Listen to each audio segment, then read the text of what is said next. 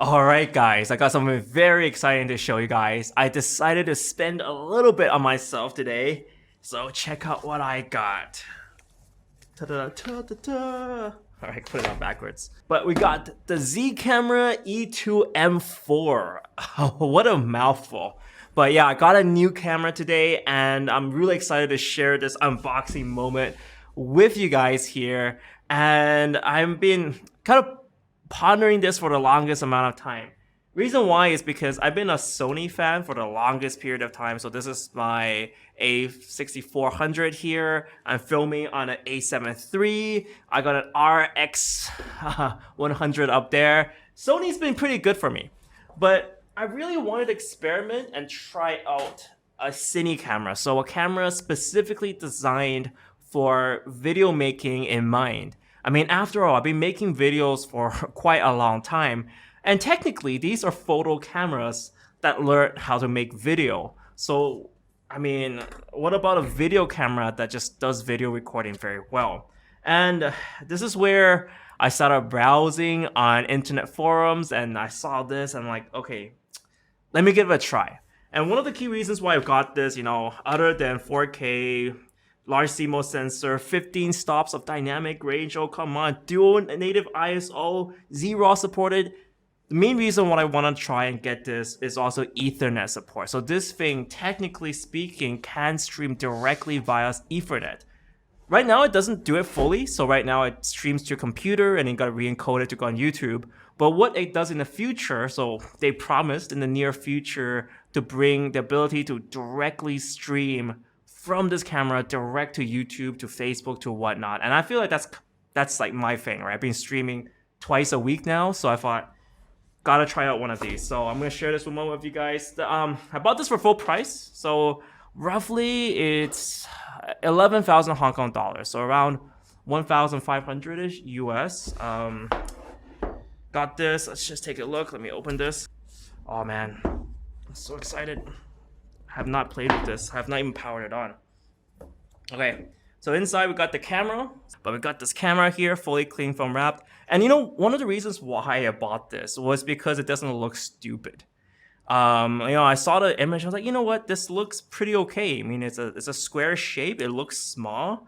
If you gear it up and you put lots of like those small rig attachments and you attach everything onto it, it looks cool. But at the same time, I've been seeing a lot of other cine cameras like the Blackmagic Pocket 3D, not Pocket 4K and 6K. Those look a little bit dopey. They're like a little bit wider. But this one being this kind of perfect square shape, I feel like this attracts me for a little bit. Now also inside the box, it's very, very minimal packaging, very Chinese, so to speak. It is a Chinese company, so they have a Chinese manual here. But one thing that they did have, and I read, is that they have good support on Facebook. So I'll be joining that community there. We have, okay, so these are D-taps. So these are adapters to connect to the power. One thing here to remember is that they don't actually provide you with a power pack. So you actually have to have one of those Sony camera batteries. That's important. They also have this as a gift. This technically shouldn't be included, but they have gift here. So this is a adapter for the Wi-Fi here, so you can technically click on the Wi-Fi. So that is all that's in a box. So really 2 cables for power, and that's it, and the camera. They don't even include a battery. None of that. No charger, no battery. They're just like, you should know how to deal with it. That is it. That is, you're a videographer. You should have done your research. Oh, there we go. Boom. All right. And it feels good. It feels good enough for, like, it has a substantial weight to it. But at the same time, it's not like a brick yet. I think it's all right. I think one thing that I definitely saw, and I think that's something to get used to, the first thing that really stands out is how small the screen is. I'm always used to these larger screens, especially I got this camera for its larger flip screen. And there we go. I'm saying goodbye to Sony though. I do have a lot of Sony lenses saved up, so migrating to this ecosystem will be a little bit weird. But what I do have to say is that I'm not leaving Sony too far, because this is apparently a Sony-made lens inside. I mean, not a lens, a Sony-made CCD inside as well. So this is the newer version. So I've been one very fragile. be very careful here. I don't want to scratch the inside.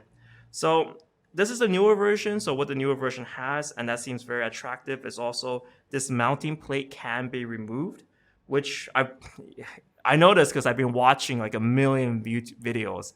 The moment you click on one of these videos on YouTube, it becomes contagious. It's like a virus. It constantly gives you more and more videos on the Zcam. So that's how it's gonna go for a while. But anyways, this mounting plate can change, and there is a promise that eventually you could use E-mount lens. There's a rumor, and I'm hoping that's true, so I can start migrating some of these lenses over. Luckily though, I do have an older lens. So this is a lens from a slightly older camera that is micro four thirds mount. So I'm just gonna connect that up there. So according to the vendor, that's probably not how you should put it on. You should put it on like that. And there we go. It fits. All right, and now we need to find a battery. So luckily, I had these lying around my house. So these are pretty common. They're the Sony FP batteries. Let me just see if this fits. This is obviously not a Sony-made battery because, you know me, I'm a little bit cheap. I didn't buy the official Sony one. So that's how it looks. It looks so awkward. But anyways, let's gonna power this on. The big red button here. Let's see how this goes. Or not. Okay, yep, we got the power on. Oh, it scared me for a sec. I was like, I pressed the power button and nothing happened. I was like, all right, we got English next. That's pretty much set. You just press the English menu and you're ready to go. So one thing I decided is I'm going to record on an SSD because this thing doesn't run on SD cards. SD cards are generally cheap. They're generally pretty good. But this thing runs on either CFast cards, which are expensive, yet again, more accessories to buy, so large CFast cards, or it has an external USB here. So I've came prepared. I brought my Samsung T5 here with me today. So let's see if this works to record inside. Let me plug that in. Unsupported format, need to format. So luckily as well, I backed up everything. So let me back it up. And we're good. Holy wow, it works. All right, let me see how it look like here. So this is supposedly gonna have some autofocus. So I'm gonna wave the camera, hopefully it detects me, and hopefully I'm within minimum range. It probably will kind of like shake a bit because obviously my hands aren't very still, just no stabilization on it. But eventually what I'm gonna do with this is gonna mount it there to replace the Sony camera so you can see the camera within a camera cam reception. All right, I think that formatted as well. I think that was a little bit scary. The camera just went ahead and formatted without a confirmation. I mean, holy crap, man. If I didn't back it up, if I didn't know I was doing this, yeah, goodbye memories. We clearly don't need that anymore. So yeah, let me check out the footage and I'll be right back. So, all right guys, so I just mounted the Zcam up on the wall right here. It looks very different, a little bit different from the Sony. I think the colors are a little bit different. I mean, obviously, with the Sony, I set everything up so it's like optimal, I would say. I mean, these lights will confuse the hell out of the temperature sensors here. And obviously, the color profile is different too. So this is where the experimentation begins. I hope the video works out well. But anyway, so this is from the Z camera directly passing to HDMI going into the video capture card that I've already set up already. So this is a little bit of a preview of what a live stream with this camera will look like. Obviously the lens is different. So this lens is not a flexi lens. It's also a very cheap lens on this camera. So it is a 22mm. It's a Lumix lens. I still have to. I kind of forgot what it was, the exact lens on that, but it's a relatively cheap lens I had from before. So, you know, setup wise, I need to figure out how to adapt these lenses and get that working with this camera. And obviously a big part of this now is to play with color profiles. Like what sort of color can I get to look really good on this? And hopefully it improves the quality of the streams and everything here. And with that, I think that's the episode, guys. I'm hoping you enjoyed this unboxing with me. I always love sharing the moment of just opening a new box, checking out a new camera. hopefully it works. I'm like fingers crossed that this camera is gonna be good and useful for projects in the future. And if you guys have any comments about what features there are in the camera, I'm gonna experiment with it over the week. Like check out some of the streaming features, checking out some of the video quality, different codecs, and actually just try with the menu. The menu isn't actually horrible. With a screen that size, I thought the menu system would be horrible, but it really goes to show that Sony screwed up their menu system, so it's a total mess. It's a literal shit show, I would say, on the Sony.